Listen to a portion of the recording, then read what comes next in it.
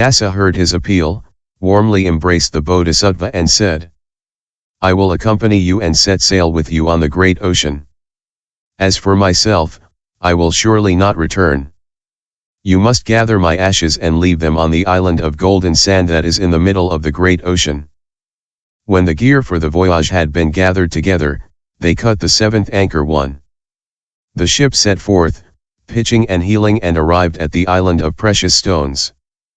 The merchants argued about the 7 kinds of jewels, and, when each had had enough, they asked the bodhisattva why he did not take any. The bodhisattva answered, "What I want is the cintamani. These jewels are impermanent things and I don't want them. But each of you should limit yourselves so as not to weigh down the ship which cannot withstand it." But the merchants said, "Baden tat, make some wishes for us so that we will be safe." Then they went away. Dasa said to the bodhisattva, "Let us keep the dinghy separately and we will go another route. Let us wait 7 days for the wind. We will sail along the southern coast. We will reach a dangerous place. There will be a craggy shore with a forest of jujube trees, the branches of which extend down to the water. A heavy wind will blow our boat and it will break up. You must try to grab a branch and you will be able to save yourself. As for me who have no eyes, I will perish. Beyond the reef there is an island with golden sand and you must bury my body in the sand. This golden sand is pure and that is my wish." As he had said, the wind arose and they sailed off. They came to the craggy shore and according to Dasa's advice, the bodhisattva tried to grab a branch and succeeded in saving himself. He took Dasa's body and buried it in the golden island. Then he went on alone according to the instructions previously given. For 7 days he swam in deep water. For 7 days he waded in water up to his neck. For 7 days he waded in water up to his thighs. For 7 days he waded in water up to his knees.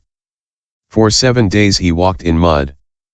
Then he saw beautiful lotuses, fresh and delicate, and he said to himself, "These lotuses are too fragile. It is necessary to enter into the meditative stabilization of space."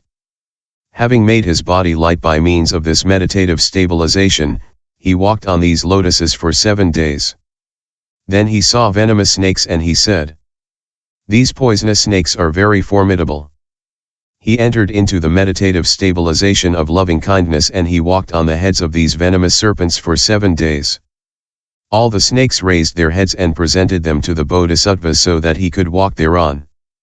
When he had overcome these obstacles, he found a city made of the 7 kinds of jewels fortified by 7 moats.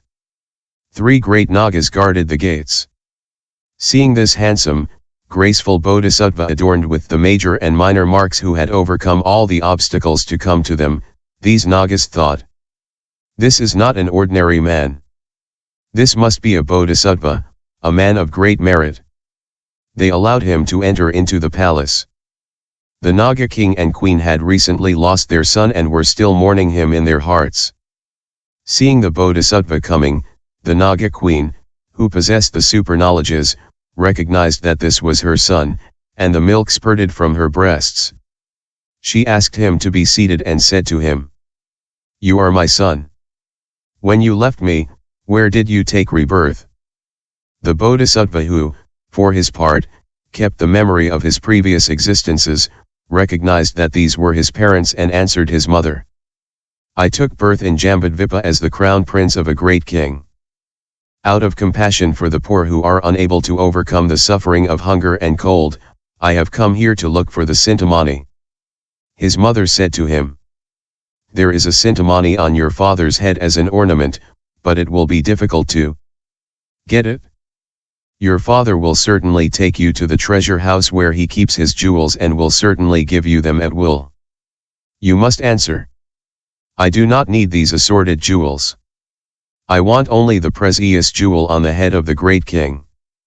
If he understands my compassion for beings, he will consent to giving it to me. This is how you will be able to get it.'" The bodhisattva went to his father who was deeply moved and whose joy was boundless. Full of pity for his son who had endured so many dangers to come to him, He showed him magnificent jewels and said, "I give you anything you wish. Take what you want." The bodhisattva answered, "I have come from afar to visit the great king in order to look for the cintamani which is on his head. If he understands my compassion for beings, he will give it to me. If he does not want to give it to me, I have no need of anything else."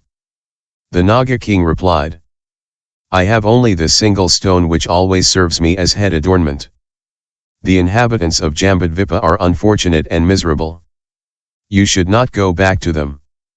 The bodhisattva replied, "But that is why I endured so many dangers and braved death to come so far. The inhabitants of Jambudvipa are unfortunate and miserable, and I want to fulfill their desires with the cintamani." Then with a sermon on the Buddhist path, the bodhisattva converted his father. The Naga king, giving him the stone, formulated one condition. "Here, I give you the stone. But when you are dead, you will return to me." The bodhisattva answered, "I will conform with the king's words with respect." Taking the stone, the bodhisattva flew up into the sky, and in the time it takes to stretch out one's arm, he returned to Jambudvipa. His human parents, the king and queen, seeing their son return safe and sound, joyfully embraced him and asked, "What have you found?" He answered, "I have found the cintamani." "Where is it?" "In the lining of this garment." "How big is it?" "Because of its marvelous qualities, it does not take up much space." And the bodhisattva said to his parents, "Command that the inside and outside of the city be cleaned, and that incense be burned, that banners be hung, that the fast and the vows be observed."